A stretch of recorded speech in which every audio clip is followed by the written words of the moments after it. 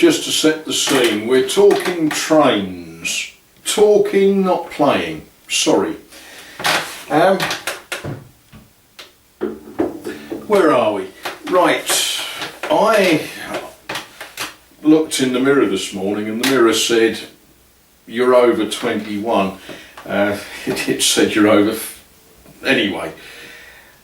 And I've got a lot of ancient memories of some great fun times that I've had in my life, and all of my life I've lived in this part of the world, South Essex. When I was a lad, one of the exciting places to go when the weather was nice was Southend-on-Sea. Longest pleasure pier in the world, fairground attractions, candy floss, kiss me quick hats, and ice cream. Hamburgers, but my mum and dad didn't think we should be eating such things. So I've got a lot of happy memories from Southend. I've got one or two less happy ones, but some are great fun and worth sharing. Now, quite a number of years ago now, I was at Southend Central Station and I was on the platform. Railwaymen would call it the down platform. Now, Southend Central now has two main through lines and two bay platforms. And this particular day, standing in the bay platform was a British Rail Class 37 locomotive. The 37 is now a very, very old engine. Very useful engine.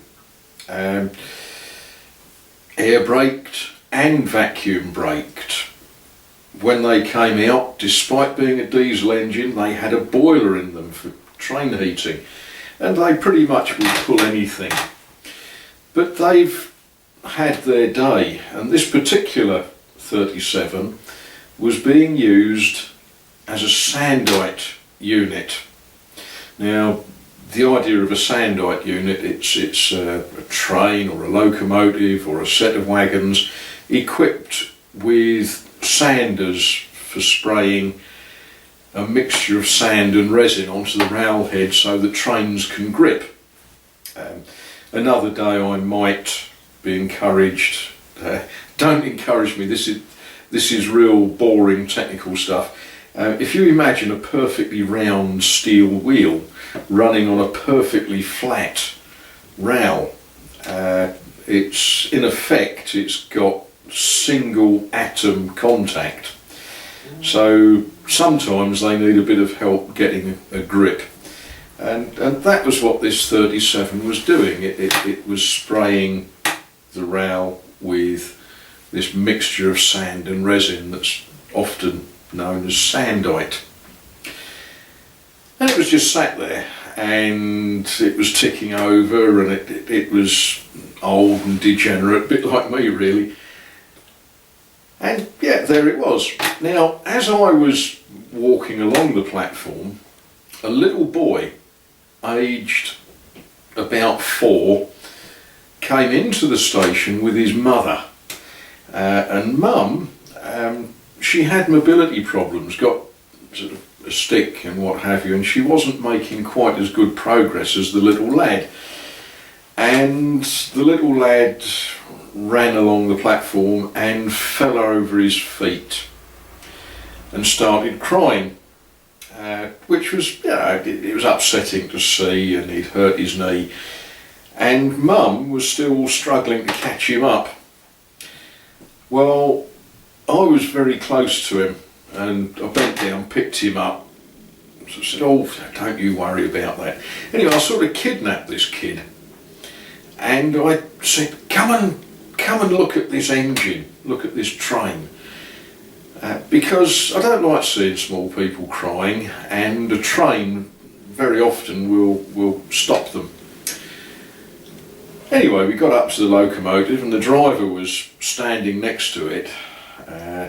The phrase that put me teeth in, that railwaymen would use is he was waiting for the road.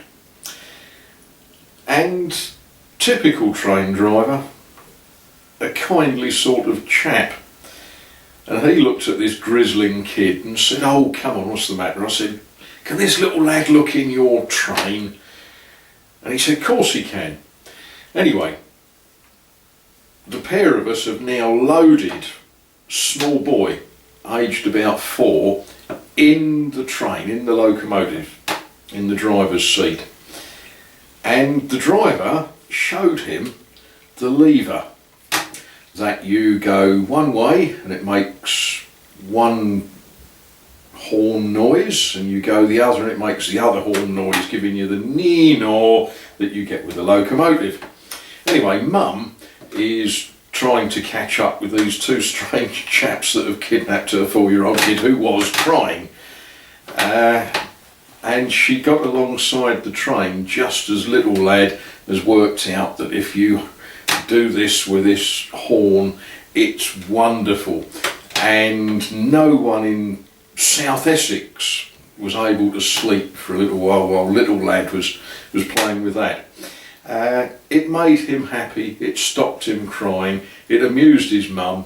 We did give the little chap back to his mum and off he went, hopefully with a happy memory of a Class 37 locomotive. So there we are.